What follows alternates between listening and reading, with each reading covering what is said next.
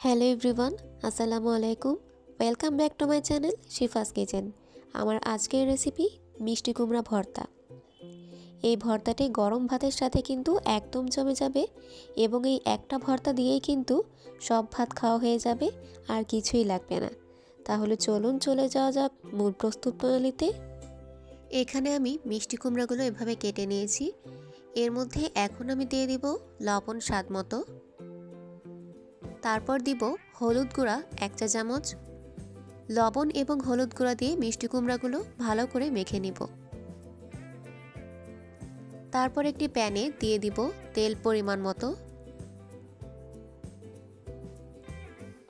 তেল গরম হয়ে এলে এতে দিয়ে দিব আস্ত শুকনো মরিচ 10 থেকে 11টি। মরিচগুলো আমি ভালো করে ভেজে নিব। আমার মরিচগুলো ভাজা হয়ে গিয়েছে, এখন আমি উঠিয়ে রাখবো। তারপর সেই তেলেই আমি হলুদ লবণ দিয়ে মেখে রাখা মিষ্টি কুমড়াগুলো এক এক করে দিয়ে দিব। এ পর্যায়ে চুলার আঁচটা মিডিয়াম হিটে থাকবে।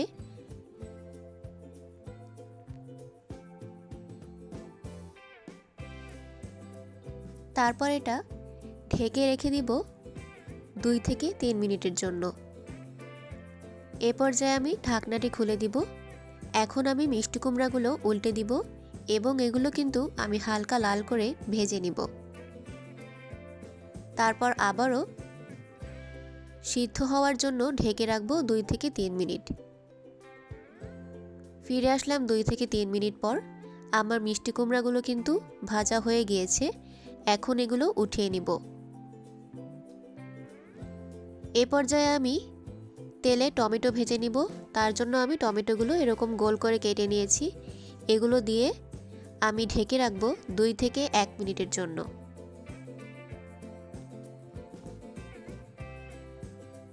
এখন আমি ঢাকনাটি খুলে দিব।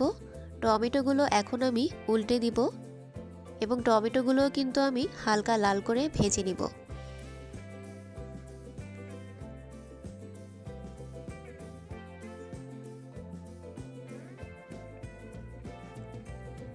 তারপর আবারও ঢাকনা দিয়ে ঢেকে দিব 2-1 মিনিটের জন্য। ফিরে আসলাম 2 মিনিট পর। টমেটোগুলো কিন্তু আমার ভাজা হয়ে গিয়েছে। এখন এগুলো উঠিয়ে রাখবো। এখন একটি বলে আমি নিয়ে নিব আগে থেকে ভেজে রাখা আস্ত শুকনো মরিচ 6 থেকে 7টি। এর মধ্যে দিয়ে দিব স্বাদমতো লবণ। লবণটা দিয়ে শুকনো মরিচের সাথে ভালো করে মেখে নিব। শুকনো মরিচটা মেখে নেওয়া হয়ে গেলে এর মধ্যে দিয়ে দিব পেঁয়াজ কুচি 2টি। পেঁয়াজ কুচি মরিচের সাথে ভালো করে মেখে নিব। তারপর এর মধ্যে দিয়ে দিব পরিমাণ মতো সরিষার তেল। সরিষার তেল দিয়ে সব কিছু ভালো করে তেলের সাথে মেখে নিব। এ পর্যায়ে এর মধ্যে দিব ভেজে রাখা টমেটোগুলো দিয়ে হালকা মেখে নিব।